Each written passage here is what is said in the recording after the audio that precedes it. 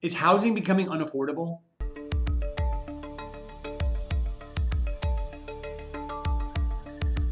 Hey guys, thanks for tuning back in. My name is Robert Mack, and today I want to talk about this crazy market. It is so challenging as a real estate agent, as a buyer, as a seller to really get a grasp of what's going on. It's really challenging, especially if you're the type of person that's rationalizing every move that you want to make, because a lot of things in our current market are just not making sense. So I want to spend some time today talking about some numbers and some statistics, and also sort of compare them to what we've seen in the past, so you guys can really make the best decision for yourself, for your family, whether you're buying or you're selling. It's really all about the numbers.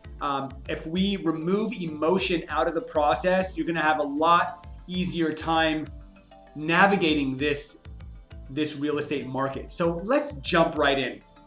Right now, a lot of people are asking me the same thing. Robert, are we in a bubble? Is the bubble gonna pop? Are prices gonna fall? Is the real estate market gonna collapse? And the short answer is we're not seeing any data that's indicating a bubble popping. In fact, I've seen numerous articles and podcasts, and I follow so many different influential people in the real estate industry, as well as all the stuff that we're doing in the field. My team and I were on pace to sell 80 homes this year. We have a lot of data that we've been able to compile every single transaction we work with, every community, every price range. We're not seeing any indications of a bubble popping. This is just simple economics. The bottom line is that affordability is still very high, depending on who you are and who you ask, because the interest rates are low right now. The interest rates are in the 3s. Demand for property is high because inventory supplies are super low. So it's just simple economics. Low inventory, high demand. When you throw in the component of low interest rates, that's what's really fueling this fire. And we've got a lot of different types of buyers out there. We've got buyers that are just starting. We've got buyers that have missed out on 5 different properties and they're desperate. We've got cash buyers, finance buyers, so many different types of people out there that it's important to talk about the numbers. So let's first talk about the inventory. There's a slide I'm throwing up here. It's the inventory year over year. And what you will notice is that inventory now is lower than it's ever been in a really long time. In fact, just last year, this same time, we had more than double the number of homes we have on the market now. So from a seller's perspective, there's not a lot of competition, which means they can ask for a little bit more. And because there's not a lot of options for buyers, the buyers that are desperate are just gonna have to bite the bullet and pay the price, because ultimately in this market, someone will. And we anticipate this continuing to go. The second slide I'm gonna put up is the days on market. So if you notice on this slide, you will see that basically, if your property is $2 million or less, your home on average will sell in 28 days or less. If you go into the lower price points like $750 and below, we're looking at 16 days on average. So what you need to understand is the best homes are selling in a day or two, and some of the overpriced listings are sitting on the market for 40, 50, 60 days. The average is 16 days for $750 or less.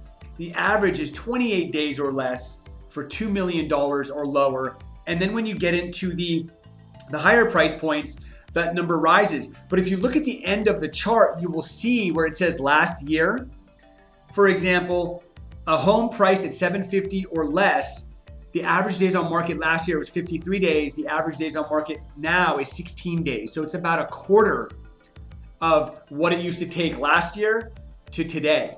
So in recap, we've got super low inventory, which is creating a massive amount of demand. We've got interest rates hovering historically low in the 3%, which is adding fuel to the fire.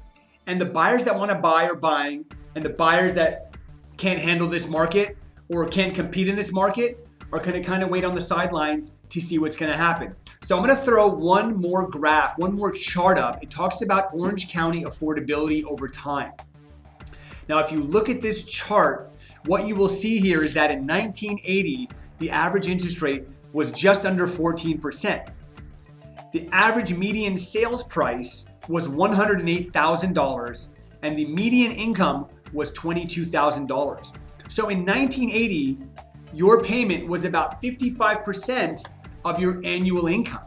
Now, if you fast forward to 2021, the average median sales price for a property in this area is $1.1 million, but the average median income is $101,000.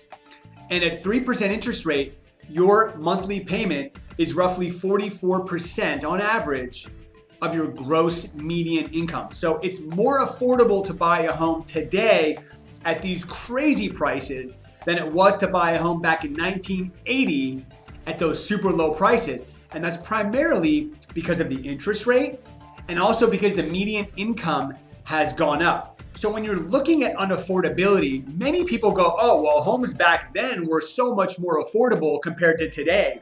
But what you need to understand is everything is relative. Interest rates were higher back then. Incomes were lower back then. So affordability was actually lower in 1980, even though the home prices were significantly lower. So look, at the end of the day, guys, affordability is a personal thing. Some people feel more comfortable with debt than others. Some people have a higher threshold of how much debt they can carry versus others.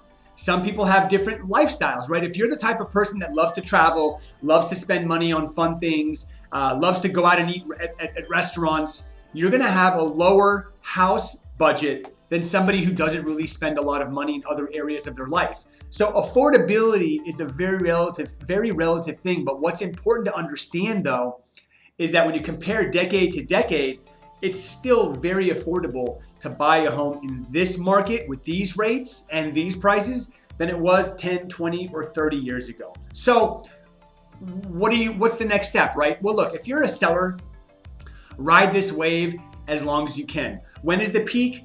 No one really knows. Is it going to be 3 months out, 6 months out, 12 months out? We don't really know. So ride this wave. One thing that I would want to caution you is every agent is created differently.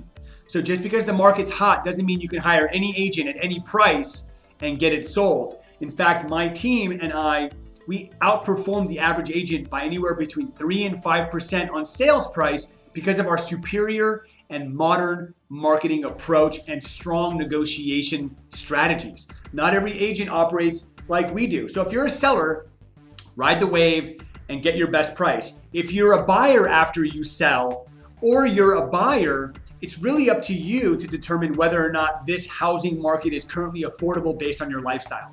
The best advice I could give you is to talk to a lender. Fall in love with the numbers before you fall in love with a house, and remove the emotion out of it, because at the end of the day, it's all just math. And the last thing I want to leave you with is if you're a buyer, you need to be playing to win.